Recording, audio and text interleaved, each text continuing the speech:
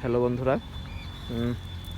আজকে আবার আমরা চাচার কাছে এসেছি। চাচা নেট জাল দিয়ে এখন খেয়া মারবে।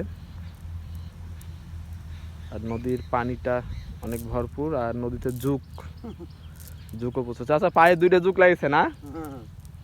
চাচার পায়েও 2টা জুক লাগিয়েছে। চলুন দেখা যাক চাচা এর মধ্যে, এই জুকের মধ্যে খেয়া মেরে দেখি মাছ কেমন পাই।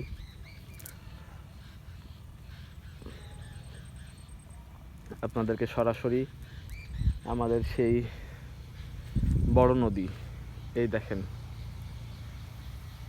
এই বড় নদীতে নিয়ে এসেছি।